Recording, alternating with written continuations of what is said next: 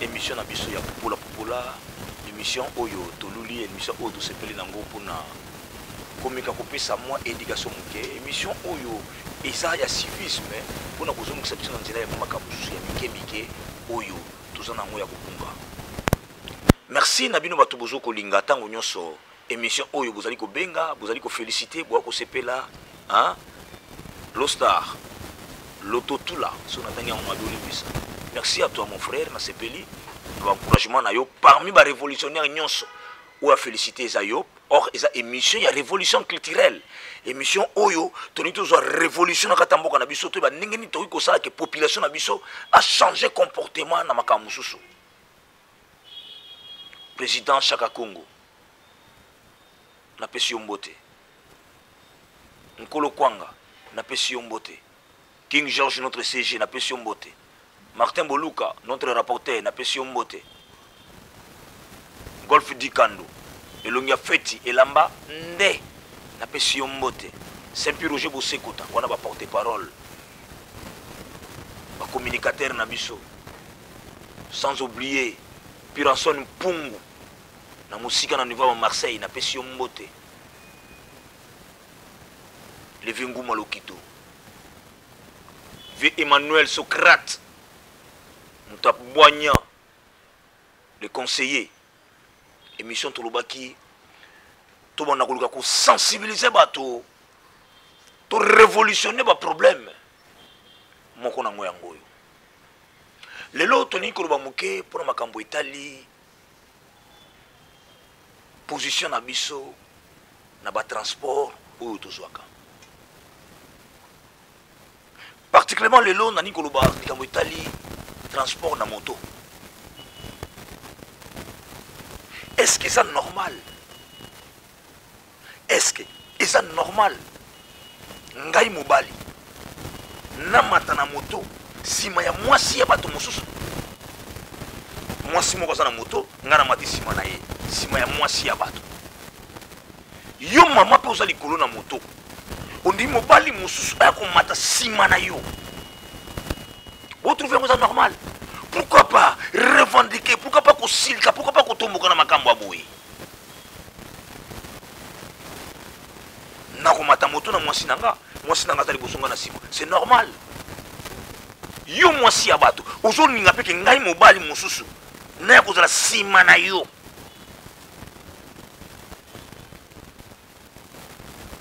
Yo mobali oyo ezali vraiment intellectuel. Ozana moral. On dit moi pe na moto o mata sima ya mwasi ya bato. Vous trouvez ça normal? Tout me ka muke ko changer dans le kambo wana.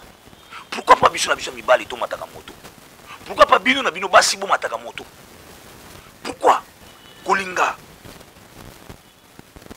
sexe mususu na loba ezala sima to liboso na yo? Tout changer comportement. Ce n'est pas digne. Surtout pour nous les chrétiens. Est-ce que tout ça dans le gouvernement provincial pour nous songa biso na ba phénomène à boy? Ou soit tu te dis que faut moraliser dans l'engwana, Satan a régné na Katia Congo, Satan a régné na Kinshasa. C'est quel phénomène ça? C'est quel phénomène? Ngai boye na ya komata sima ya mwasi ya Pirason. Na ya komata sima ya mwasi ya vena nguma lokito. Oh, vena nguma lokito. Vena kolo kwanga lita bembo basi na bango na komata na ngona sima na bango ha. Ce sont mes mamans. Baza ba maman na ngai. Mais entre nous les jeunes vraiment. Ceux qui n'ont encouragé bongo na lobika ngolobake puisque na biki wana za famille. Mais on ne peut pas. Ata maman na ngamo ko na mataka na moto sima na ete. Il faut saler mata mokete. Pourquoi tu vas respecter? Moi, à chaque fois que je suis en moto, je suis en montard, je suis en minga. Mutu oko baksa simana ngai fasa la kama na mobali. Na mataka na basite. Soki pe na moni moto yi ata na za na problème. Na moni ke mona mwasi mutu za wana. Na mataka te.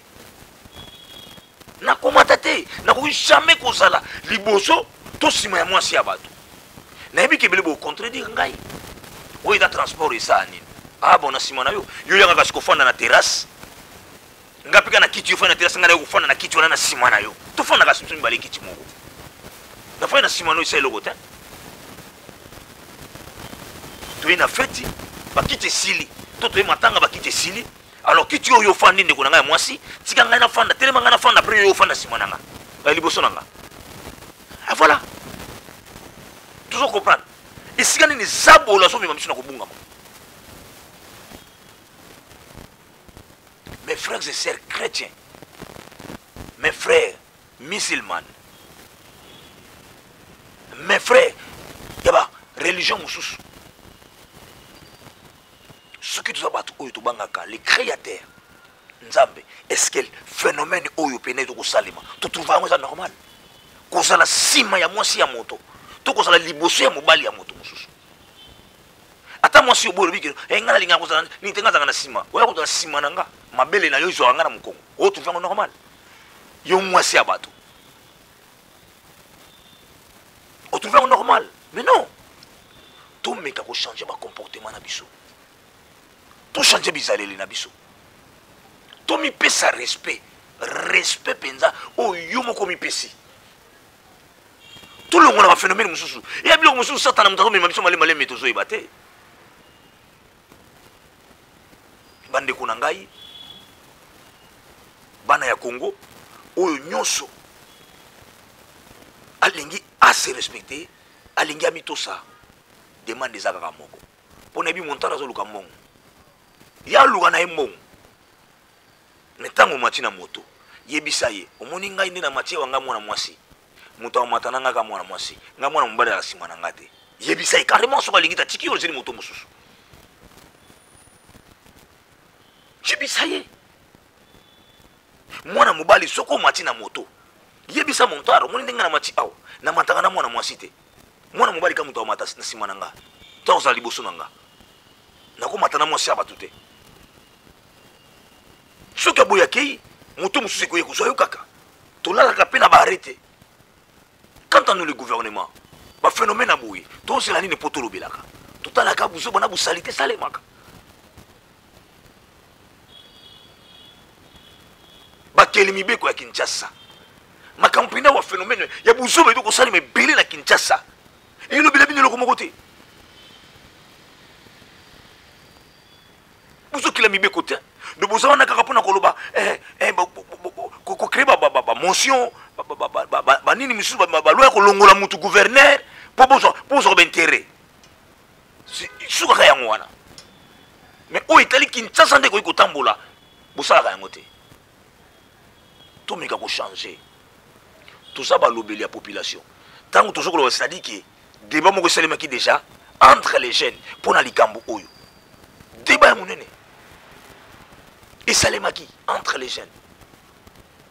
Kalamingi je crois na bana kola kisa ndenge nini. Biso na ba jeune to fani pe to solo la ba masolo bilo kwango. To pesa na batoli ko luka ba solution makambo ebele. En tout cas Assemblée provinciale à Kinshasa, gouvernorat provincial à Kinshasa, boluka moyen, ou nini beaucoup même ko bena ma montara pe mo matoi, pona ko yebisa bango pona phénomène oyo. Respect na mwasi abatu, respect na mibala batu. Tu ba ko tosana. Jamais na okena ndaku na yo, na ye na kuti mwasi na yo afani na kiti. Ngana kiti on igake no, ngana fana ka sima mwasi na yo, populace ezate. Ezalaka te. Mais comment na moto to ko fana esika ngone ngona. Voilà.